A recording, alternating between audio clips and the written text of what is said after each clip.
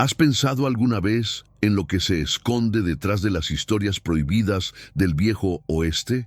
Visualiza un paraje árido, donde el viento levanta arena como cenizas y cada rincón parece susurrar un peligro. Se dice que en esas tierras, cuando la luna se alza completa, merodea una bestia salida de las tinieblas, el hombre lobo. Su lamento corta la noche en dos y nos recuerda que la oscuridad nunca perdona. Lo que vas a escuchar no son simples relatos de terror creados para pasar el tiempo. Son recuerdos manchados de miedo, testimonios que aún retumban en los huesos.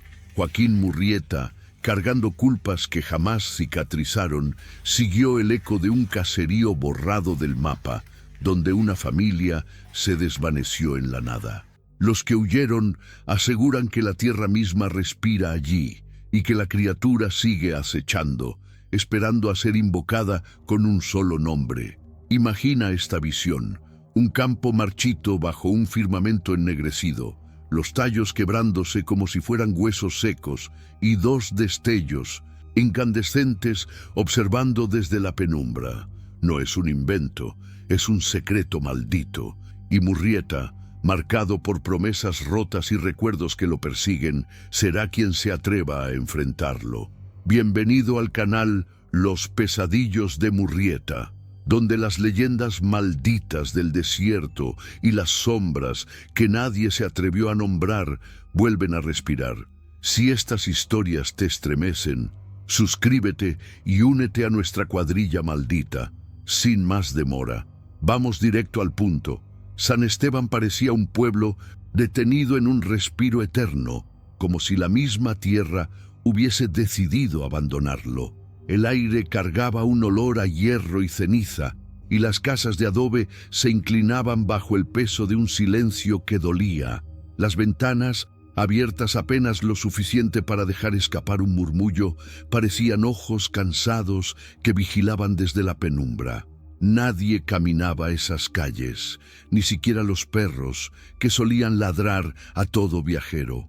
Ahora, hasta ellos habían huido, como si presintieran que algo invisible marcaba cada rincón con una presencia hostil. En la cantina, las lámparas apenas temblaban sobre mesas vacías, y las moscas, que siempre abundaban, también habían desaparecido. Allí, Murrieta escuchó el tono quebrado de Evaristo, un viejo de rostro curtido que no se atrevía a levantar la mirada. Sus manos temblaban sobre el vaso de mezcal, como si cada palabra que saliera de su boca fuese un pecado. «No busque justicia, Murrieta», murmuró con voz gastada. Aquí la tierra misma se la tragó. Cada sílaba cayó pesada, como tierra arrojada sobre una tumba abierta. Joaquín guardó silencio, su sombra recortada contra la pared, los ojos endurecidos por recuerdos que nunca lo dejaban dormir. Había escuchado frases parecidas en otros pueblos, pero allí, en San Esteban, esas palabras tenían el peso de una confesión. El sheriff Cornelio Blake, un forastero de tez áspera y ojos hundidos por el alcohol y el insomnio, se mantenía al otro extremo de la barra. Fingía desinterés, pero sus manos revelaban nerviosismo, golpeando con insistencia el vaso contra la madera. Su voz, cuando por fin habló, sonó como un disparo en la oscuridad. Lo que ronda los campos no es para balas ni para rezos. Nadie en la cantina osó responder. Y entonces, como para dar fuerza a su sentencia, un aullido lejano se filtró por las paredes, retumbando como un eco en la garganta de todos. Los parroquianos se miraron sin hablar. Algunos hicieron la señal de la cruz, otros cerraron los ojos, como si esa simple acción pudiera protegerlos. Murrieta apretó la mandíbula. Conocía demasiado bien ese sonido. No era el lamento de un coyote ni la llamada de un perro perdido. Era un aullido profundo, nacido de una garganta humana desgarrada, una bestia que pertenecía tanto a la carne como a la sombra. El hombre lobo. Cornelio se levantó de golpe, la silla arrastrándose sobre las tablas del piso, con un ruido áspero. «Usted vino aquí buscando respuestas, Murrieta». Su voz cargaba un peso extraño, mezcla de rabia y miedo. Pero este pueblo ya no duerme porque nadie quiere soñar con lo que nos acecha. El viento golpeó la puerta de la cantina, abriéndola apenas. Un par de huellas embarradas quedaron marcadas en el umbral, demasiado grandes para pertenecer a un hombre, demasiado definidas para ser de animal. Nadie se movió. Evaristo bajó la cabeza y Cornelio tragó saliva como si cada palabra siguiente lo fuera a condenar. Murrieta, con la mano cerca del revólver, comprendió que no estaba allí solo para desenterrar un misterio, sino para enfrentar una maldición viva, una criatura que llevaba generaciones alimentándose de cuerpos y de memorias.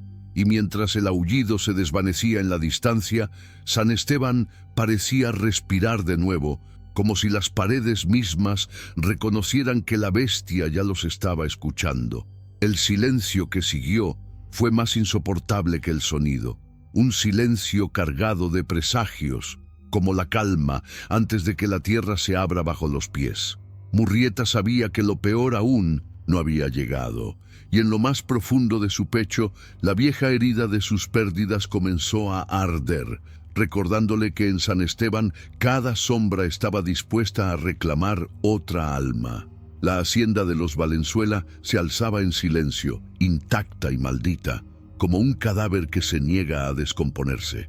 Era un lugar detenido en el tiempo, la mesa aún servida con platos a medio cubrir de polvo, la ropa colgada en un cordel meciéndose con un viento inexistente y un rosario roto en el suelo, como si alguien hubiera intentado aferrarse a la fe en el último instante y las cuentas hubieran estallado entre sus dedos. Joaquín Murrieta se detuvo en el umbral, sintiendo que el aire se espesaba, cargado de algo invisible que lo observaba desde cada rincón. Las paredes no parecían hechas de adobe, sino de una piel que respiraba con lentitud, como si la casa misma lo probara antes de dejarlo entrar. Avanzó con paso firme, aunque por dentro lo devoraba una desconfianza antigua, la misma que lo había perseguido desde que perdió a los suyos. Cada puerta entreabierta dejaba escapar un murmullo ahogado, y cada sombra proyectaba figuras que no correspondían a los objetos. Sobre una silla polvorienta descansaba un muñeco de trapo con los ojos arrancados, como si alguien hubiese querido negarle la posibilidad de ver lo que venía. El crujido de la madera bajo sus botas no era solo eco, era respuesta. San Esteban estaba marcado, y aquella hacienda era el corazón del mal. Al abrir la puerta trasera, el aire cambió. Un viento helado lo recibió, trayendo consigo un olor metálico, mezcla de tierra húmeda y sangre seca. Frente a él, los campos se extendían interminables bajo la luna, un mar de trigo marchito que se mecían como si respiraran al unísono. Joaquín supo entonces que no estaba solo, que la bestia que había marcado la memoria de aquel pueblo rondaba todavía, reclamando lo que le pertenecía, y lo vio. Una figura alta se erguía en el borde del trigal, recortada contra la claridad blanquecina. Su silueta era grotesca, la espalda arqueada, los brazos demasiado largos, las manos terminadas en garras que parecían cuchillas, y la cabeza que se giraba con lentitud antinatural. Cuando lo hizo, la luna iluminó un hocico bestial manchado y dos ojos amarillos, incandescentes como carbones encendidos, clavados en él. Era el hombre lobo, el monstruo de las viejas leyendas, no como un mito, sino como carne viva, respirando, consciente de ser visto. Murrieta apretó los dientes, una punzada de recuerdos atravesándole el pecho. Ese brillo en los ojos de la criatura le devolvía imágenes de su hermano perdido, de las noches en que juró vengar lo que le arrancaron, de promesas que aún ardían en su memoria. Sentía que cada paso que daba hacia esa presencia era un regreso a las cicatrices que nunca cerraron. El silencio del campo se rompió entonces, los grillos callaron, los cuervos volaron en bandada y hasta el viento se detuvo, como si todo lo vivo reconociera que lo imposible estaba a punto de desatarse. Desde la distancia, Joaquín notó cómo el cuerpo de la criatura parecía latir con la tierra misma, como si estuviera hecho de la rabia ancestral que había nacido en esas tierras olvidadas. No necesitaba acercarse más para saber que aquello no solo era carne y hueso, sino un pacto oscuro, un eco de maldiciones viejas que aún respiraban entre las montañas y las misiones abandonadas. El monstruo lo observaba, no como a un enemigo cualquiera, sino como si en él reconociera algo que compartían, la condena de ser recordados por lo que nunca pudieron salvar. Joaquín no bajó la vista. Sabía que, en ese instante, San Esteban entero contenía el aliento, y detrás de cada ventana cerrada, los sobrevivientes esperaban escuchar si el desierto iba a tragarse otro nombre más. La criatura dio un paso hacia atrás, fundiéndose con los trigales, y su figura desapareció como si se hubiera disuelto en la noche. Pero los ojos, esos carbones encendidos, seguían grabados en la retina de Murrieta, quemando como brasas que no se extinguen. El silencio volvió, más espeso que antes, y la casa detrás de él crujió como si quisiera cerrarle el paso de regreso. Joaquín supo entonces que no había marcha atrás, que aquella aparición no era un aviso, sino una invitación a adentrarse en la pesadilla que el pueblo llevaba décadas callando. Y al sentir en su espalda el peso de las sombras, entendió que esa historia apenas estaba comenzando.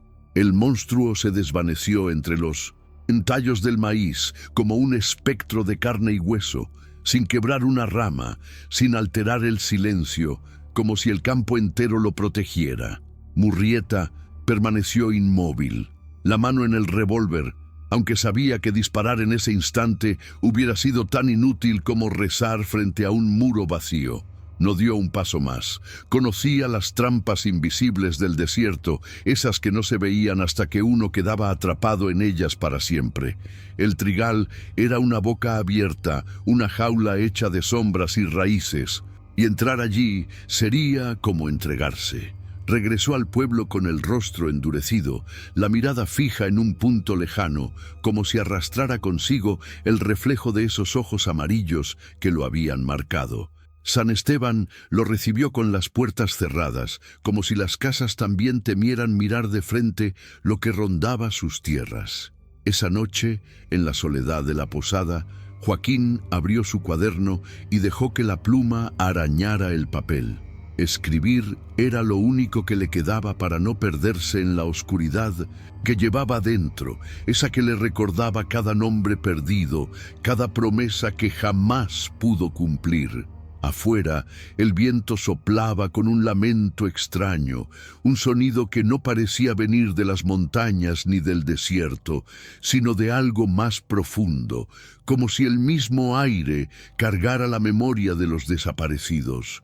Entonces comenzaron los aullidos, lejanos al principio, arrastrados, casi humanos en su dolor, hasta que se hicieron tan largos y desgarradores que hicieron vibrar los cristales de las ventanas.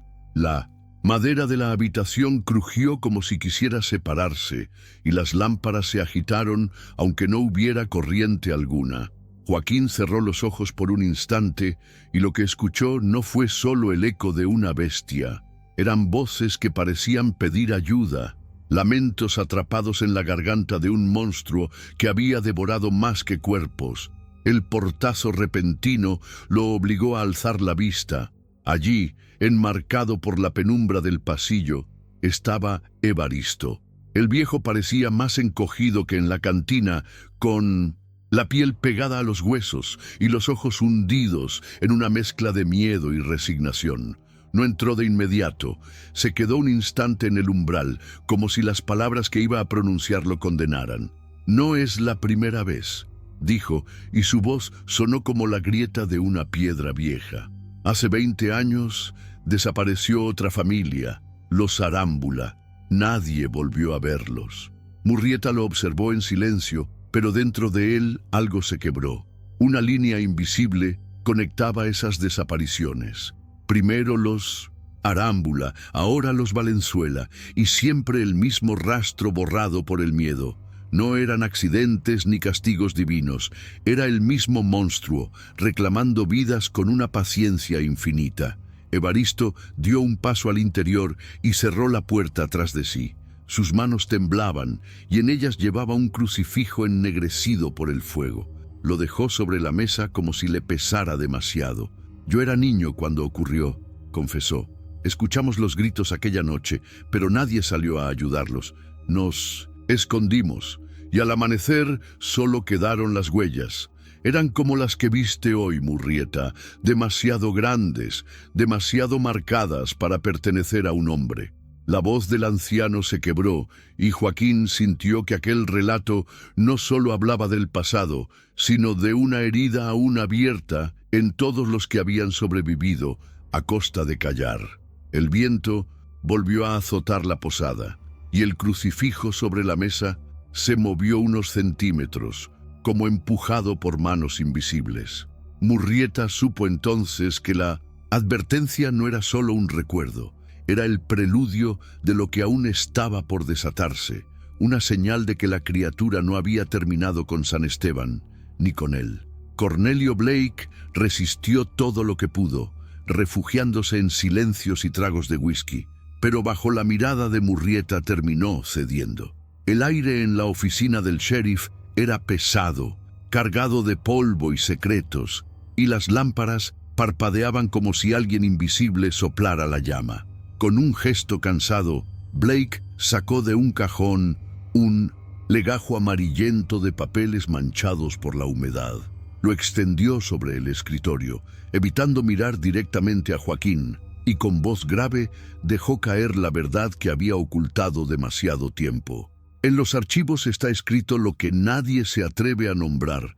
Sus palabras se quebraron, como si cada sílaba le arrancara un pedazo de alma. Cada temporada de cosecha, alguien desaparece, siempre distinto, siempre familias que no dejaron ni un grito, como si la tierra misma se los tragara. Murrieta inclinó la cabeza, repasando las páginas llenas de nombres borrados por la memoria del pueblo.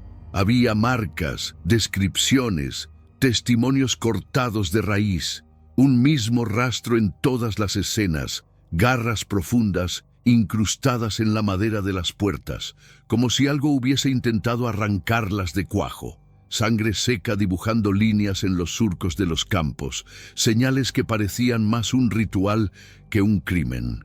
El silencio de San Esteban adquiría otro peso, porque ya no se trataba de un hecho aislado, sino de un ciclo, un designio repetido como una condena heredada. Cornelio alzó la vista por fin, y en sus ojos hundidos había miedo, pero también la certeza amarga de alguien que había visto más de lo que podía soportar. «No es un mito, Murrieta». Su voz salió áspera, casi un susurro. «Es una maldición que camina junto a la cosecha, como las moscas siguen al cadáver». El sheriff se llevó las manos al rostro, como si quisiera borrarse a sí mismo de aquella historia. Joaquín lo observó en silencio, con la misma dureza de quien carga sobre los hombros culpas antiguas, y comprendió que Blake no era un cobarde, era un sobreviviente marcado por la misma bestia que ahora lo desafiaba a él. Las garras que habían destrozado las puertas, el rastro de sangre sobre los campos, todo era demasiado familiar. Murrieta había visto señales similares en otros lugares, pero nunca tan claras, nunca tan persistentes. Esa criatura no se alimentaba solo de cuerpos, se nutría del miedo que dejaba atrás de sí, del silencio de quienes elegían callar para seguir vivos. Un golpe de viento estremeció la oficina y las persianas golpearon contra la pared. Sobre la mesa, los papeles se alzaron como si quisieran escapar de la verdad que contenían. Joaquín sostuvo uno de ellos entre sus manos y notó algo que hasta entonces nadie había mencionado. Símbolos tallados en los márgenes, grabados por alguien con una navaja temblorosa. Eran círculos rotos, marcas que recordaban a los signos que los viejos curanderos trazaban para alejar lo que no podía ser visto. Blake apartó la mirada, fingiendo no conocerlos, pero su sudor y sus manos crispadas lo traicionaban. «¿Quién hizo estas marcas?», preguntó Murrieta con voz baja. Cornelio tardó en responder, tragando saliva como si su lengua se negara a pronunciarlo. «Una curandera. Se llamaba Tomasa. La quemaron en la misión vieja cuando juró que podía detenerlo. Dijo que el monstruo no era una bestia cualquiera, sino la consecuencia de un pacto roto, y que mientras la cosecha floreciera, la maldición volvería con ella». El silencio que siguió fue insoportable. Joaquín sintió que cada piedra del pueblo estaba impregnada con esa historia, que San Esteban entero se había convertido en un altar de miedo y resignación. Y al ver a Cornelio encogerse frente a sus propios recuerdos, comprendió que lo que había enfrentado en el trigal no era solo un monstruo, sino un pasado enterrado a medias que aún sangraba bajo la superficie. El viento volvió a rugir afuera, y esta vez sonó como un lamento humano. Murrieta supo que lo que había comenzado como un rastro de desapariciones estaba a punto de arrastrarlo a algo mucho más hondo, un secreto que ni las paredes de San Esteban querían resguardar por más tiempo. La noche cayó sobre San Esteban como un manto de plomo, y el aire se espesó hasta volverse irrespirable. Joaquín Murrieta avanzó hacia los campos con paso medido. Cada crujido bajo sus botas sonaba como un presagio. Llevaba el rifle Winchester apretado contra el pecho, la daga en el cinturón lista para hundirse en la carne, y en su bolsillo guardaba la medalla de plata que un cura moribundo había bendecido años atrás, como si aquel metal pudiera detener lo que no pertenece al mundo de los hombres. El viento silbaba entre los tallos de maíz como un rezo quebrado, un lamento que parecía salir de las mismas entrañas de la tierra, y cada ráfaga le recordaba que lo que buscaba no era un fantasma, sino una bestia de carne, garras y maldición. Las cañas se mecían como columnas vivas, cerrándose detrás de él con cada paso, formando un laberinto vegetal que lo atrapaba sin retorno. Fue entonces cuando lo escuchó, un gruñido grave, profundo, saturado de saliva, tan cercano que parecía vibrar en sus huesos. No era el rugido de un animal cualquiera, había en ese sonido una conciencia perversa, un odio paciente que llevaba demasiado tiempo esperando. El olor llegó después, un hedor metálico, mezcla de sangre vieja y tierra, húmeda, impregnando su garganta hasta hacerle difícil respirar. Joaquín supo que no estaba caminando hacia la criatura, sino que la criatura lo había estado guiando hasta allí, y lo vio. Entre los surcos del maíz, erguido sobre dos patas como una sombra descomunal, el hombre lobo emergió con la certeza de un dios oscuro. Su pelaje era negro, enmarañado y sucio, brillando bajo la luz pálida de la luna, como si estuviera cubierto de ceniza. Los hombros descomunales se alzaban con cada respiración, y sus ojos amarillos, ardientes, atravesaron el aire hasta clavarse en Joaquín. De sus fauces alargadas goteaba un hilo espeso que caía sobre la tierra, como si la misma noche lo alimentara. Sus dientes, largos y afilados como navajas forjadas en algún infierno, reflejaban destellos mortales, y cada exhalación movía las cañas alrededor, como si la criatura pudiera doblar el mundo con solo respirar. Murrieta no retrocedió, aunque cada fibra de su cuerpo le exigía huir. Aquellos ojos no solo lo miraban, lo reconocían. En ellos vio reflejado su propio pasado, las promesas que no había cumplido, los nombres que el viento aún le susurraba en las madrugadas de soledad. Era como si el monstruo llevara grabadas las mismas cicatrices que él, pero en carne torcida y salvaje. El rifle tembló apenas en sus manos, no por falta de valor, sino porque comprendía que apretar el gatillo no sería suficiente. El viento cambió de dirección, y por un instante Joaquín creyó escuchar voces mezcladas con el gruñido Plegarias de mujeres, risas apagadas de niños, gritos ahogados de hombres. Era como si el monstruo arrastrara en su interior las almas de todos los que había devorado, y ahora las escupiera como un coro macabro para quebrar la cordura de quienes lo enfrentaban. Las cañas se abrieron lentamente y la criatura dio un paso hacia él. El suelo tembló como si reconociera el peso de un depredador que llevaba siglos gobernando la oscuridad. Joaquín sostuvo la mirada del hombre lobo, sintiendo que el tiempo se ralentizaba, como si el universo entero aguardara el desenlace. El rifle apuntaba directo al pecho de la bestia, pero en su interior sabía que no bastaría. La daga, la medalla de plata, los rezos olvidados, nada parecía suficiente ante aquella presencia que no era solo un monstruo, sino la materialización de un pacto roto, de un castigo que nadie había querido detener.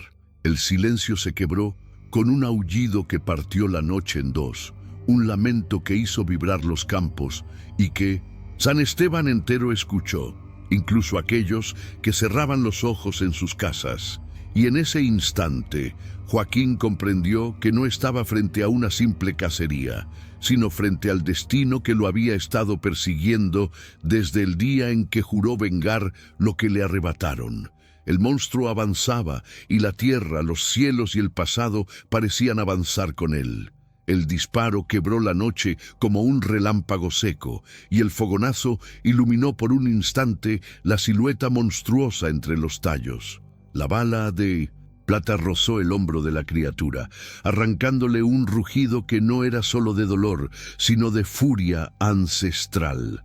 Fue un alarido que ascendió al cielo y pareció desgarrarlo, obligando a las aves nocturnas a huir en bandada, como si incluso ellas temieran ser testigos de lo que estaba por suceder. El hombre lobo se lanzó contra Murrieta con la brutalidad de un toro enloquecido, tumbando a su paso los surcos del maíz, que caían como columnas derrotadas. Joaquín apenas tuvo tiempo de reaccionar. El suelo se abrió bajo su cuerpo cuando fue derribado, y el barro se pegó a su rostro, mezclado con el polvo seco y el sudor que le nublaba los ojos. Rodó instintivamente, con la respiración cortada, justo antes de que las garras se hundieran en la tierra donde había estado un segundo atrás. El golpe levantó un chorro de polvo y raíces desgarradas, como si la criatura hubiera abierto una tumba improvisada para él. Desde el suelo, Murrieta vio aquellos ojos. No eran los de una bestia ciega a la razón. Brillaban con una inteligencia torcida, con un gozo perverso en la cacería. El monstruo no se abalanzaba con desesperación. Lo hacía con cálculo, midiendo cada movimiento, como un jugador que saborea la ventaja antes de acabar la partida. Había algo casi humano en esa mirada. Una chispa que revelaba que no solo se alimentaba de carne, sino también del terror que provocaba en su presa. Joaquín logró ponerse en pie con el rifle aún humeante entre las manos, pero la bestia se movía con una velocidad imposible, como si la tierra misma le prestara fuerza. El viento rugió con violencia y las cañas de maíz se doblaron formando un círculo alrededor de ambos, un escenario de combate marcado por la misma naturaleza, como si el campo hubiera estado esperando ese enfrentamiento. La respiración del hombre lobo se escuchaba a metros de distancia, pesada, húmeda, arrastrando un hedor metálico que lo envolvía todo. Un destello de movimiento lo obligó a girar. La criatura se alzó sobre sus patas traseras, imponiendo su altura como un muro viviente, y lanzó un zarpazo que partió en dos el tronco de un árbol cercano. La madera astillada cayó como lluvia de cuchillas alrededor de Murrieta, recordándole que un solo golpe directo lo partiría en pedazos. El cazador apretó los dientes y sintió cómo el pasado volvía a morderle el corazón, rostros de los que había perdido, promesas incumplidas, juramentos hechos bajo estrellas que ya no brillaban. Comprendió que esa noche no solo estaba enfrentando a la criatura, sino también a todo aquello que lo había marcado como un hombre condenado. El monstruo giró la cabeza lentamente, mostrando los colmillos manchados que brillaban bajo la luz de la luna. No había prisa en sus movimientos, como si supiera que el miedo era parte del banquete. Murrieta sostuvo la medalla de plata en su puño cerrado, sintiendo cómo ardía contra la piel, y por un instante creyó escuchar susurros, voces apagadas que parecían salir de la criatura misma, como si las almas devoradas hablaran a través de ella.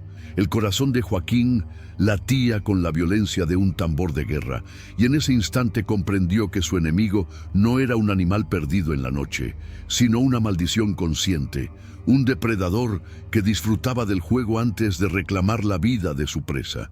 Y mientras el maíz crujía como si ocultara miles de pasos invisibles, Murrieta supo que aquel primer enfrentamiento era apenas la apertura de una cacería que no tendría piedad. Las huellas en el barro eran tan grandes que parecían cicatrices abiertas sobre la tierra. Joaquín Murrieta las siguió sin desviar la mirada, cada paso impregnado de ese hedor metálico que no lo abandonaba desde el trigal. El rastro lo llevó hasta la ladera del cerro, donde la entrada de una mina abandonada se abría como una boca negra, dispuesta a tragarlo. El aire que salía de allí estaba envenenado de humedad y óxido, y cada piedra parecía guardar memoria de lo que había ocurrido entre esos muros, oscuros. Dentro, la penumbra era tan espesa que la luz de su lámpara apenas podía atravesarla. El eco de sus pasos rebotaba en la galería como si hubiera más personas detrás de él, caminando al mismo compás. Y no tardó en verlo. Cadenas oxidadas colgando de las paredes, aún con restos de piel pegados al hierro. Huesos astillados, con marcas de dientes que no correspondían a ningún animal conocido. Símbolos grabados en la roca, como si alguien hubiera intentado sellar con desesperación lo que allí habitaba. El silencio se quebró con un murmullo. No era viento, ni el crujir de la mina. Eran voces, susurros tan tenues que parecían flotar en el aire húmedo, repitiendo palabras que no tenían sentido humano. Sonaban como plegarias distorsionadas, rezos que jamás debieron pronunciarse. Murrieta sintió un escalofrío recorrerle la espalda. Aquello no era solo el escondite del monstruo, era su santuario. Fue entonces cuando lo encontró, en un rincón húmedo, ocultos bajo mantas sucias y rodeados de huesos, estaban los Valenzuela. Sus cuerpos eran apenas sombras de lo que alguna vez fueron, delgados, temblorosos, con la piel pegada al hueso y los ojos hundidos en un vacío sin esperanza. Seguían vivos, pero Murrieta comprendió al instante lo que había ocurrido. No eran sobrevivientes, eran presas guardadas para un festín futuro. La criatura no solo cazaba para saciarse en el momento, sino que almacenaba el horror, prolongando la espera, alimentándose del miedo que marchitaba lentamente a sus víctimas. Uno de ellos, el padre, logró levantar la mirada. Sus labios partidos se movieron, y de su garganta seca brotó un sonido que no era un ruego, ni una palabra, sino un murmullo quebrado que apenas podía oírse. Era como si hablara en sueños, como si hubiera visto demasiado. A su alrededor, los susurros ininteligibles aumentaron, llenando la galería con voces que parecían surgir de las mismas piedras. Joaquín se inclinó hacia él, intentando descifrar lo que decía, pero solo alcanzó a escuchar una frase repetida con insistencia: «No abre la puerta, no la abras». Las cadenas tintinearon sin que nadie las tocara. El aire se volvió más frío y la lámpara de Murrieta parpadeó como si algo invisible pasara frente a ella. Los ojos de los Valenzuela, hundidos y apagados, se abrieron de golpe, todos al mismo tiempo, mirando hacia la oscuridad que se extendía más allá del pasillo. Fue entonces cuando Joaquín lo comprendió. No estaban solos en la mina. Algo más respiraba allí dentro, algo que esperaba el momento exacto para mostrarse. El viento del exterior se coló por la entrada, pero no arrastró alivio. Trajo consigo un aullido profundo que no parecía venir de la montaña, sino de la misma entraña de la mina. Y Murrieta supo con una certeza helada que había cruzado un umbral del que ya no podía retroceder. La oscuridad de la mina se quebró con un estruendo gutural que parecía haber nacido en lo más profundo de la montaña. En la entrada, recortado contra la luz temblorosa de las antorchas, el hombre lobo se alzó como una muralla viviente, bloqueando toda esperanza de salida. Sus garras, largas y afiladas, relucían con un brillo metálico, como si hubieran probado demasiada carne antes de ese momento. El aire se cargó de un silencio denso, solo interrumpido por la respiración húmeda y brutal de la criatura, que llenaba el túnel como un veneno invisible. Murrieta apretó los dientes y supo que la única opción era arriesgarlo todo. El tiempo se redujo a un solo instante, un latido que podía significar la vida o el fin. Sus manos temblorosas alcanzaron el barril de pólvora que había encontrado en la penumbra, un vestigio de los mineros que alguna vez intentaron arrancarle tesoros a esa montaña maldita. El sudor le corría por la frente, mezclado con el polvo y el miedo, pero en sus ojos brillaba una resolución forjada en la pérdida, en todas esas tumbas invisibles que llevaba cargando como cadenas. Con un movimiento seco, colocó el barril frente a la bestia y retrocedió lo suficiente para no perderlo de vista. El monstruo gruñó, agazapado, entendiendo quizá que algo estaba a punto de suceder. El eco de ese sonido se mezclaba con los lamentos de los Valenzuela, débiles, apenas conscientes, como si sus almas presintieran el desenlace. Joaquín levantó el rifle, apuntó al barril y, sin dudar, jaló del gatillo. El disparo retumbó como un trueno en el vientre de la tierra y en un segundo el túnel se convirtió en un horno cegador. La pólvora estalló con furia, expandiendo una llamarada que devoró paredes y sombras por igual. El calor golpeó a Murrieta como un martillo, empujándolo contra la roca mientras el rugido de la explosión se confundía con el aullido de la criatura. El hombre lobo ardió envuelto en un resplandor infernal, su silueta retorciéndose entre las llamas como un demonio luchando contra la condena del fuego eterno. Pero no cayó de inmediato. Con una fuerza inconcebible, la bestia avanzó a través del fuego, arrancando pedazos de piedra con sus garras incandescentes. Sus ojos amarillos ardían con un brillo aún más intenso, como si la llamarada, en lugar de consumirlo, lo hubiera convertido en un espectro de furia pura. La mina tembló bajo sus movimientos, como si la montaña misma quisiera cerrarse para encerrar ese horror. El suelo crujió y cascadas de polvo descendieron desde el techo, amenazando con sepultar a todos los que aún respiraban en su interior.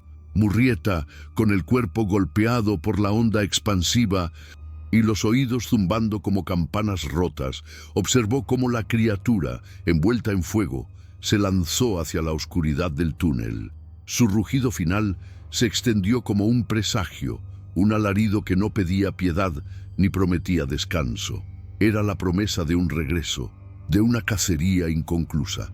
Y luego, solo el silencio.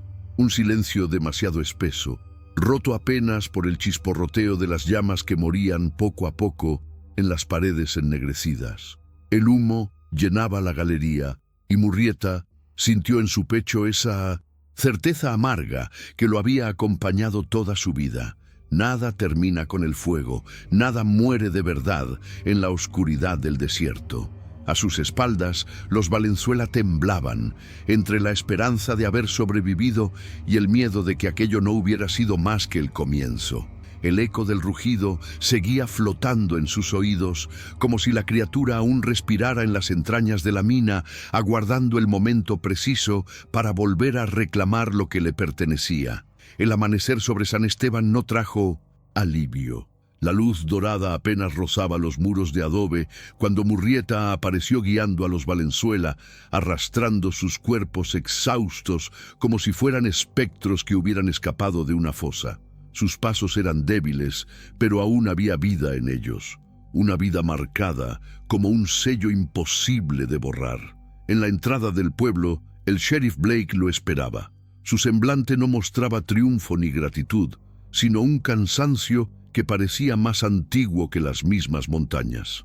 «No hablarán de esto», sentenció con voz quebrada, como si cada palabra costara un pedazo de su alma.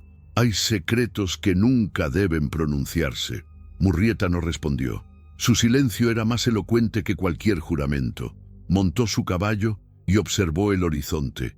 La tierra parecía intacta, pero el aire olía a humo viejo, a pólvora apagada, a cenizas que aún respiraban bajo la superficie. El pueblo entero estaba despierto, aunque nadie se atrevía a salir de sus casas. Las puertas seguían entornadas, las ventanas cerradas, los ojos ocultos tras las rendijas. El silencio colectivo era un pacto de miedo. Joaquín sabía lo que eso significaba. El fuego no había consumido al hombre lobo. La explosión no lo había reducido a cenizas. La criatura seguía allí, entre los escombros de la mina, en los surcos del trigal, en las grietas invisibles del desierto, como una sombra que no muere, como una deuda que nunca se paga. Su presencia no se medía en carne ni en hueso, sino en la certeza de que tarde o temprano volvería, arrastrándose bajo la tierra seca, emergiendo con la luna, reclamando lo que el pueblo había intentado negar durante generaciones. El cazador miró al cielo. El sol se alzaba, pero no disipaba la penumbra en su pecho. En su memoria quedaban los ojos ardientes de la bestia, brillando entre llamas, mirándolo con una inteligencia cruel que parecía prometerle un reencuentro. Sabía que ese rugido que aún vibraba en sus oídos no era un eco del pasado, sino un llamado del futuro. Y cada noche, al cerrar los ojos, lo escucharía otra vez. Murrieta no cargaba solo con las tumbas que había dejado atrás en su vida. Ahora cargaba también con el secreto de San Esteban, con la promesa no escrita de que el hombre lobo volvería cuando la cosecha lo reclamara. Porque lo que se oculta bajo tierra no desaparece, se alimenta del silencio, crece en la oscuridad y regresa cuando la memoria de los hombres comienza a flaquear. El precio de sobrevivir era callar. El precio de callar era saber que otros morirían. Joaquín lo entendió y por eso eligió el silencio, no por miedo, sino porque había verdades que mordían más fuerte que cualquier colmillo. Esa madrugada, mientras el viento atravesaba las calles desiertas, Murrieta juró no volver a pronunciar lo que había visto, no porque dudara de su existencia, sino porque sabía que nombrar al monstruo era invitarlo de nuevo. Y sin embargo, mientras partía del pueblo, el aullido volvió a desgarrar la lejanía, largo, profundo, como si la criatura quisiera recordarle que el pacto seguía vivo. El caballo se inquietó bajo él, y Joaquín apretó las riendas, con la certeza de que aquella voz lo seguiría hasta la tumba. Dicen que esa misma noche el viento llevó consigo un murmullo extraño. Algunos lo escucharon como un rezo, otros como un lamento, pero los más viejos juraron que eran nombres de los que habían desaparecido antes, repetidos como si la tierra misma los reclamara. Y en el silencio posterior, cuando el pueblo volvió a ocultarse tras sus puertas, alguien juró haber visto dos ojos encendidos en lo alto del cerro, parpadeando desde la negrura. ¿Conocías esta historia? ¿Qué habrías hecho tú si hubieras estado allí? ¿Qué otros secretos malditos del desierto deberían ser contados? Si esta historia te dejó pensando, no dejes que se pierda en el silencio del polvo. Suscríbete al canal y activa las notificaciones para escuchar más pesadillas que el viento no logró enterrar. Gracias por quedarte hasta el final. Pero recuerda, hay historias que nunca debieron ser contadas. Nos vemos en el próximo relato, si es que aún estás aquí.